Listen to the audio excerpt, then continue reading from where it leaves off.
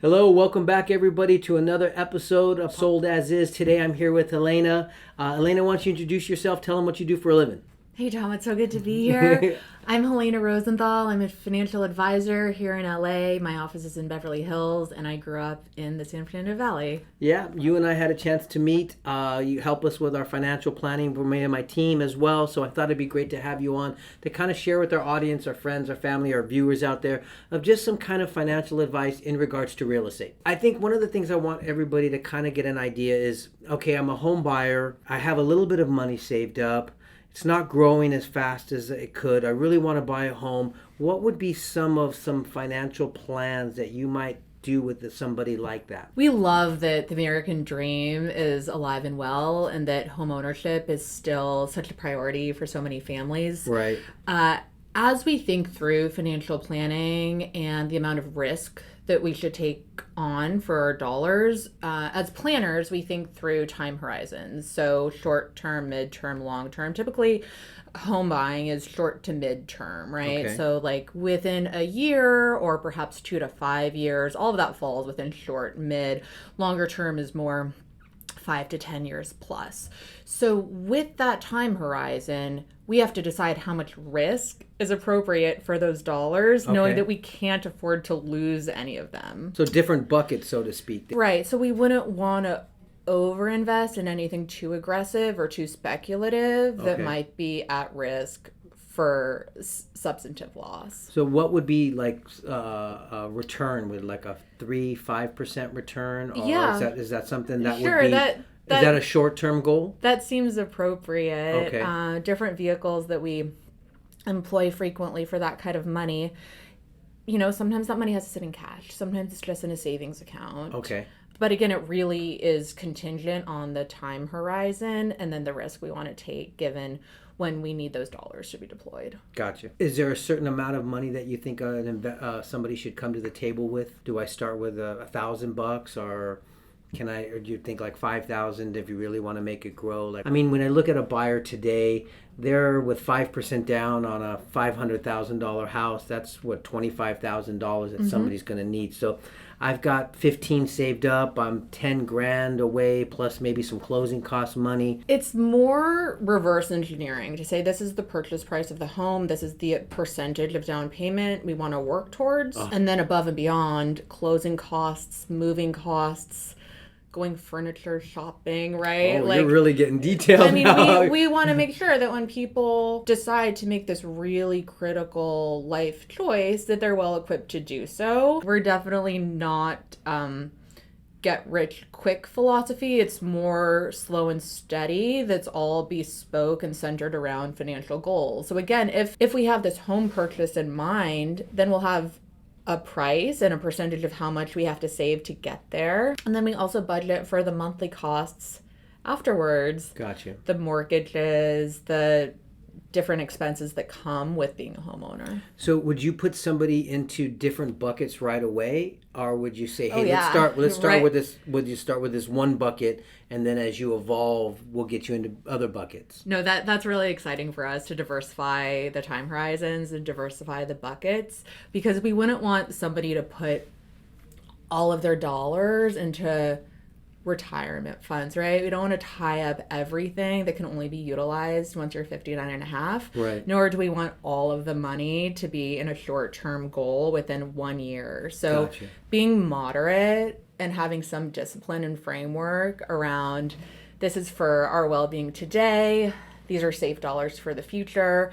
And these are dollars that we want to deploy into our future selves as we're thinking about retirement. That's really, I think, where the financial planning industry adds a lot of value Gotcha. into people's own education and enrichment of what should I do with this leftover money every month. Is part of your plan also helping them to look at a budget? Like, what are they really spending? Because I know as a realtor, a lot of times when I sit back and I look at people, what they're spending monthly, I see that they've built a certain lifestyle where Starbucks is on the regular, and it's like, man, if you just cut Starbucks down from every day to 2 days a week or 3 days a week, there's some extra money that could be put here, or eating out. And a lot of times when I look at a lot of people's financials, they're making good money, but their lifestyle spends so much of it that they really don't have anything left over. Are you looking at that as well to kind of say, hey, you've got all this discretionary income going out over here. Let's curb some of that back. That's a foundational piece of our plan.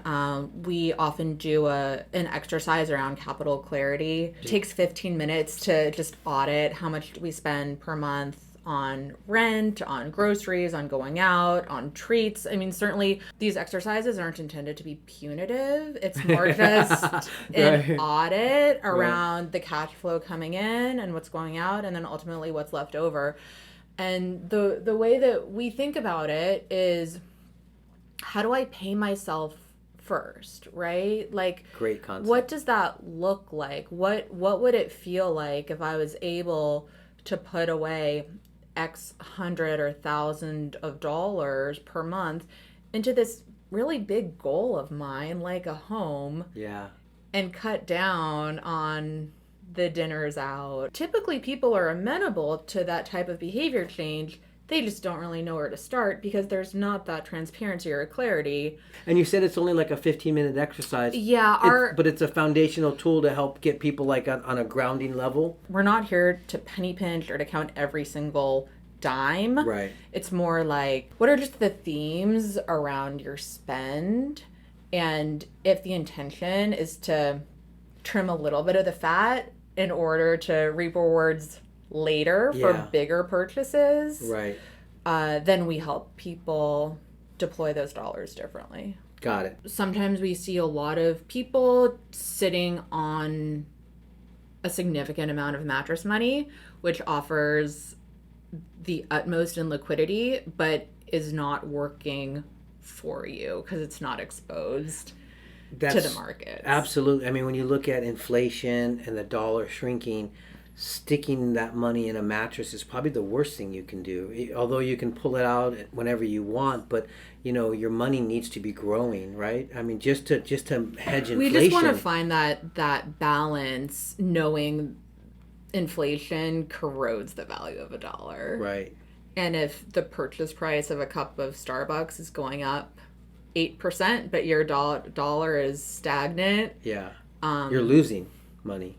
That's one way of looking at it. Yeah, absolutely. Like, okay, so now I own a home, and man, I want to make sure that I've got money budgeted for repairs or upgrades or things like that. Does that fall into a bucket that you're working with as well? Or? Yeah, that would be short term because we want to establish a certain amount of liquidity to access tomorrow, right? Okay. Like if something happened, we would want to be able to pay to fix or replace it. Right. And so part of that equation is talking to experts like you just to have a sense of how much do these repairs cost? $12,000 for a roof. Statistically, plumbing, $6,000. Do we think this is going to happen? Kitchen remodels, things like that. Right. Gotcha. Sky's the limit there. Yeah. And having a sense of just general ballpark dollars for that.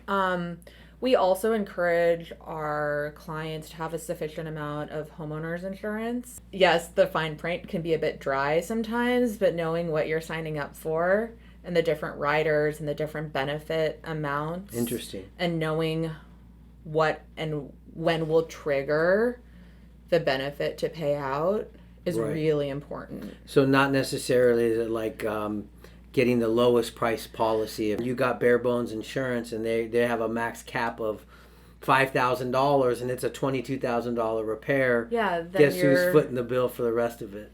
And that can really delay somebody's planning, right? That amount of money sunk into something unexpected can be really horrific. I bet you see clients probably pretty excited when they walk away with a game plan like that. I mean, I'm just thinking about myself right now, thinking a financial plan of, oh my gosh, I could see this end result. Because a lot of times we get caught up in the everyday of life and spending and living and expenses, especially being like me, self-employed, commissioned only. Mm-hmm. I tell my team every morning we wake up, we're unemployed. It's what are we going to do today to move the needle in our business? And there's some months we get a big check, and there's other months where we go without a check. But I think, as I'm hearing you, it's like, man, to paint a vision of crystal clear vision of where I'm going and what my finances are going to look like down the line. I bet you see a lot of clients kind of walk away kind of excited. Yeah. Oh yeah. Yeah. I mean, it's really exciting for me as somebody who's passionate about personal finance. Yeah. Yeah. Totally. And then I bet you 30 years from now when you're seeing them doing those cruising things. through retirement. Yeah. Cruising through retirement. It's like, thank you. Sailing off into the sunset. Help me paint my picture then, because I want to sail off sometime soon. I love it. Well, Helena, I thank you so much for being part. I know our viewers and everybody got a lot out of this. We're going to put a link down below for your information. Oh, so sure. if everybody wants to reach out to you for some financial advice or hopefully bring you on board as their team member like I did. I'd be happy to. Yeah. Okay, guys. Hey, we'll catch you on the next episode. Thank you guys very much for tuning in, and make sure to reach out to Helena for all your financial investment needs.